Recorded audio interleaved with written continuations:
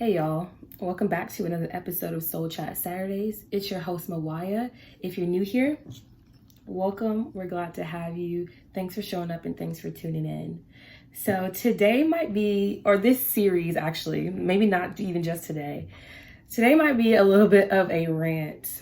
So I decided to start for maybe the next however many episodes that I have ideas for this. Talking about the overcorrection of LightWorkers.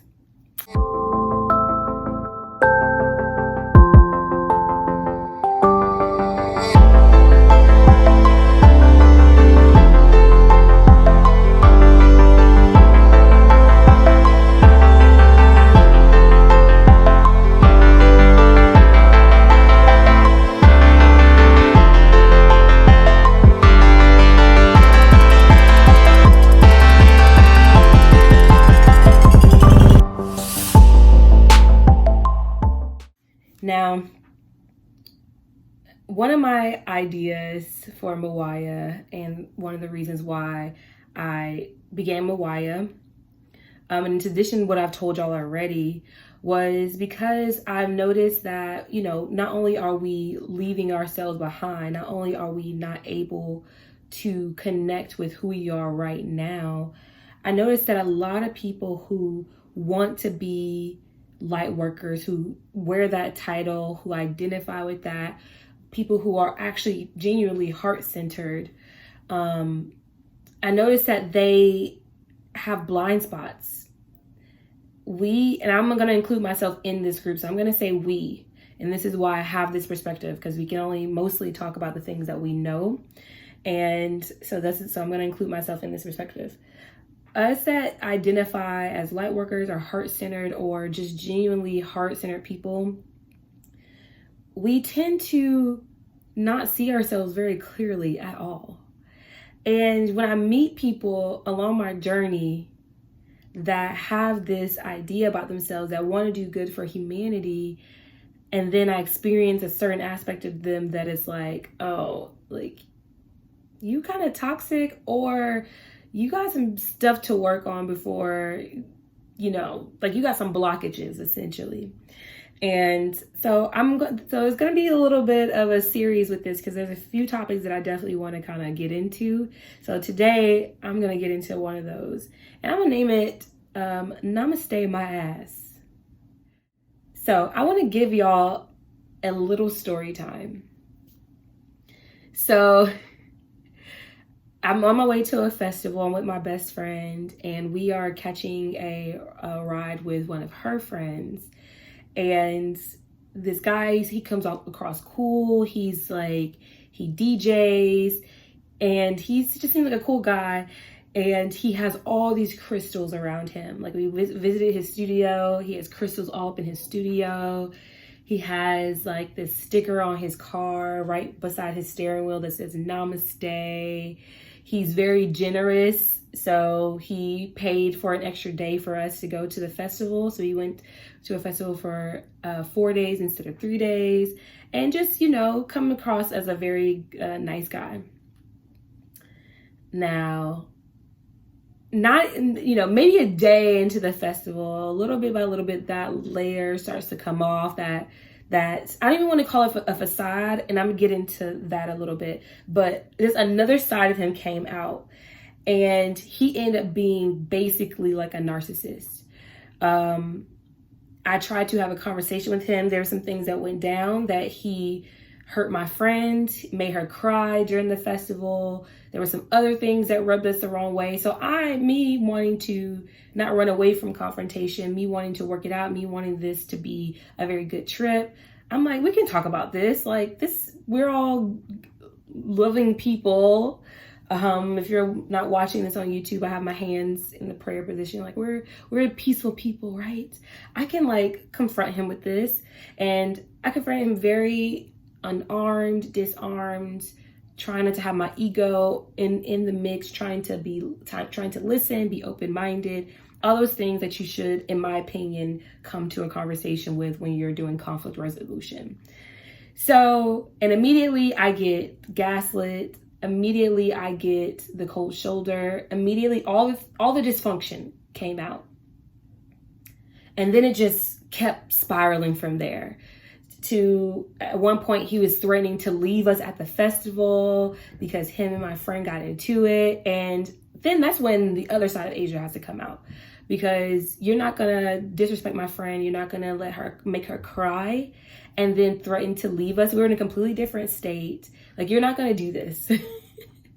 So I called his bluff and I was like, I dare you, like 100% dare you to leave us here. I want you to, because I don't need anything from you. And that's like the energy that I came to him with after my attempt to calm the situation, to extinguish it, to talk about it, talk it through, and all those things. So all my methods did not work. And, you know, some people just need to be cussed out. And I've realized that. And so he got that side of me, and that is what it is. And so it just made me realize, like, some aspect of him wants to be this namaste, peaceful, crystal having guy, natural guy. Like, he was vegan, he was juicing everything. Like, you know, if you met him, you would think that he was just like this cool guy, right? And that was just, like I said, it wasn't a facade, it was just a cover. And so this is where I want Lightworkers to listen up. You can have the best intentions. You may fully identify with being a light worker. And if that title doesn't feel good to you, because it really doesn't feel good to me, like I don't really call myself a light worker. But I do call myself a heart-centered person. Like, that's my forte. Like, I am a heart-centered person. So I'm going to use that to kind of capture all the people who don't really like the label of light worker. They think it's kind of new agey, woo-woo type stuff. Heart-centered, people who are genuine people that want to see good happen in the world. We have to understand that this side of ourselves is only one side of us. And when you fully identify with that side, you don't see the other things about you. So in this instance, me and him are going back and forth, and I'm referring to my friend, I'm seeing her cry, and you don't make my friends cry. I'm just like, I'm sorry. Like, you're not going to make my friends cry. And I had to like yell. I was like, this is abuse. This is what abuse looks like. This is abuse. And I had to keep saying that over and over again, because I don't think he realized that his actions were actually emotionally abusive to her. He was just doing his normal trauma response, going into that mode, cursing at people, threatening them, gaslighting them, blaming everybody else for what's going on, when it's really him and his attitude and him not wanting to own his emotions, but making everybody responsible for how he feels.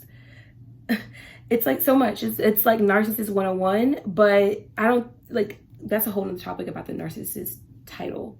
But his behaviors were very narcissistic in that moment when he had a trauma response. So, but he wants to be this namaste guy. It's literally all over his person. That's what he looks like. That's his demeanor. That's his dress. That's his MO. But when you get down to it, when it comes to having heart-centered conversations, when it came to having, seeing somebody cry and like not wanting to fix the situation, you just wanted to keep deflecting and not taking ownership of your part in that you play in this, then you have completely forgotten or you're blind to another side of you who is who you are. You may be a heart-centered person, but you're also fucking toxic. And that's what I want Lightworkers to realize. Namaste my ass. You can be just as toxic as anybody else who does not resonate with the term Lightworker, don't care about it, just want to get their business done, just want to be grounded in this reality and be normal 3D human being and not looking for a bigger, greater purpose and trying to help humanity. They're just looking out for themselves. Like, you're no better than them. So it took for me a lot of humbling, a lot of hurt, realizing how I hurt other people, to see that, oh yeah, I know that I'm heart-centered. Nobody can take that away from me. Nobody can tell me any different about myself and my essence. But at the same time, I have trauma responses. I have been hurt. I have been blinded. I've had toxic patterns. I've had dysfunctional patterns that I've had to see, and I've had to see it play out in things when they didn't work out, when friendships didn't work out, when relationships didn't work out. I had to like see that about myself. So there's no question about who I am in essence, but there still is room and space for me to check myself. And a lot of people who identify as a light worker don't know how to check themselves. It's very painful to look at the sides of you that hurt other people, that rub people the wrong way, that you do shysty, scammy stuff to people. Light workers be out here scamming people. You can see that when people who do tarot readings and will keep churning money from you, or people who cut corners in their business. When it comes to like making holistic things and, you know, just little stuff like that. Like they're not having integrity in their position. I talked about that in a few episodes ago about power and responsibility. So yeah, we have to see ourselves clearly. You cannot be all namaste. You cannot be all light and love and positivity, because then you forget that you are also darkness. This world is made up of duality, and so are you, and you're not exempt from that. That's why I have no problem saying that I will cuss somebody out, especially when it comes to my friends, my family.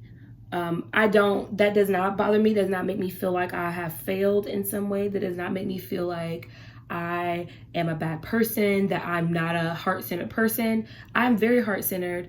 I can give people the benefit of the doubt. I tend to do that a lot.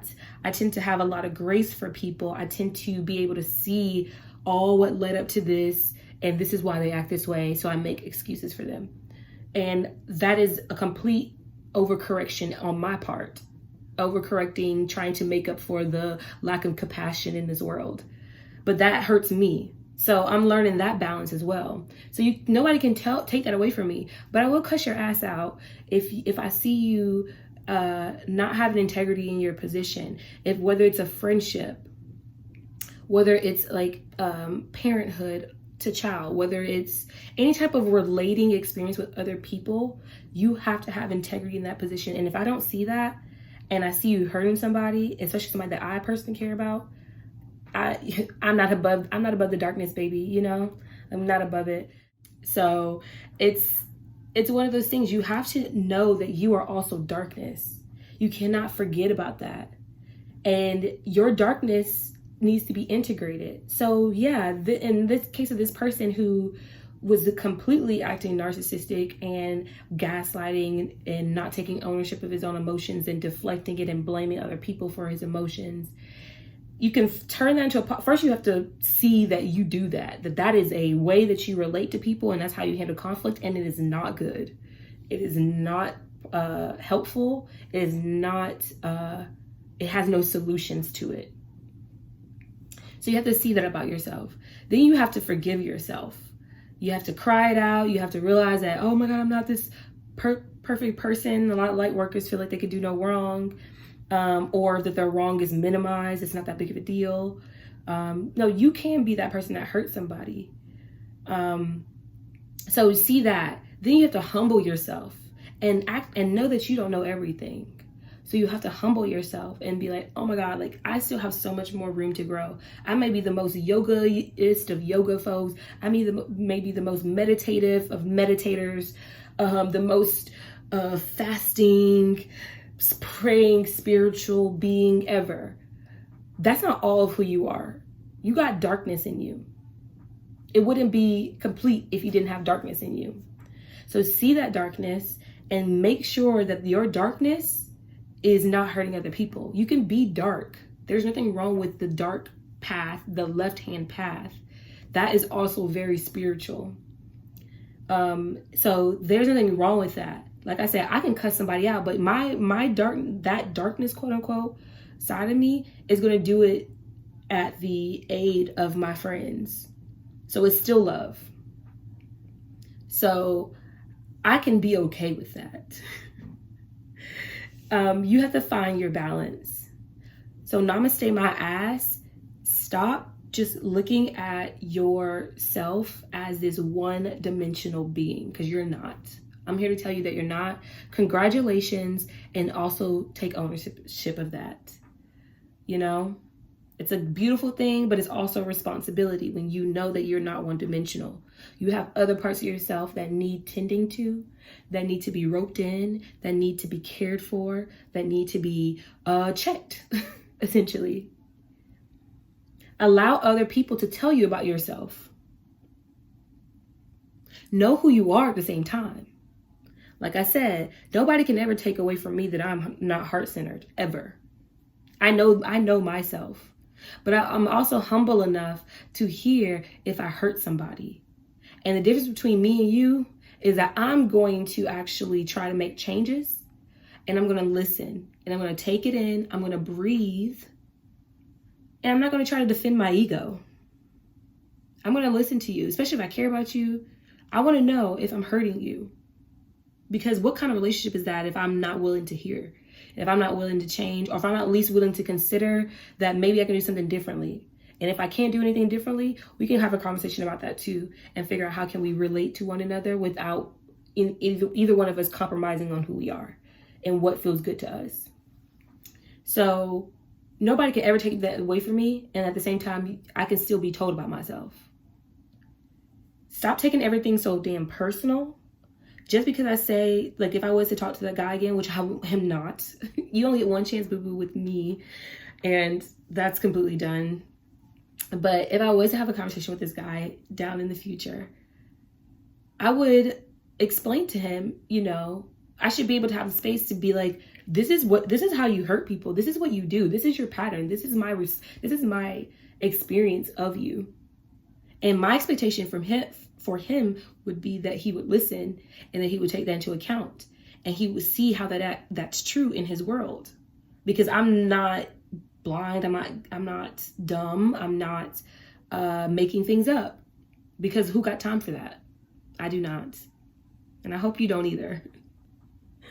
So that's what I would say to him, and that's what would be my expectation. Now I got, what's the word? Called out is the word that comes to my mind, but that doesn't really feel like it fits. But I'm just going to use that for the lack of the proper word. So I was called out for having expectations when it comes to conflict resolution. And I'm sorry, like, I'm going to have expectations when it comes to conflict resolution. There is a way to resolve conflict. If you want to resolve conflict with me, there is a way, and there's expectations that I do have. Now, I do have grace, and I do have compromise. I do have open understanding and listening and all those things. But there is a baseline, a way that conflict resolution in my mind has to happen. And for me, if I'm going to be open and listening and humble, and you can tell me all about myself up and down, and I'm not trying to cuss you out and yell at you and defend myself and all this stuff. If I'm willing to just listen, I have that same expectation for you. Anything that I'm willing to do in conflict resolution, I expect you to do that. If you're not willing to do that, that's fine. But this opportunity is now done. It's finito. I don't want to waste your time, and you don't need to waste my time. We're just not compatible. So I do have expectations. I feel like that's fine. So this is my rant today. Lightworkers, we need to get our shit together. We have work to do. And I have no patience for it. And I'm very adamant about this, because I take this work seriously. It's integrity of the position. If you're going to call yourself a light worker, if you're going to call yourself a heart-centered person, if you're going to call yourself having a mission in this life, wanting to break generational curses, that's something that's still personal to you, that is still a mission of sorts. If you have that about yourself, it's time to quit the bullshit. It's time to humble thyself. It is time to see thyself clearly. So namaste my ass, or you namaste your ass over there, and don't call yourself a heart-centered person. Don't call yourself a light worker, because you are divided. You are in half. You are not a whole being. You're a feather in the wind. You're a menace at this point, in my opinion. Because if that's all you see about yourself is that you are a light worker, heart-centered person, then any type of criticism that comes your way, any type of feedback from people that care about you comes your way, you're going to have a trauma response. You're going to be triggered. You're going to go off on them. You're not going to listen. You're not going to take the feedback. You're not going to be able to humble yourself. And that means you're not to be trusted with this title. You have no integrity. All right, y'all. That's part one. I don't know how many parts, but I got a few more topics that I want to cover when it comes to light workers, because we gotta get ourselves in check. It's time. All right. Whew. I'm gonna take a breath. Whew. Yep. All right, y'all. I love y'all. This is all out of love, all out of concern. And I'm gonna talk to y'all next week. Happy journeying.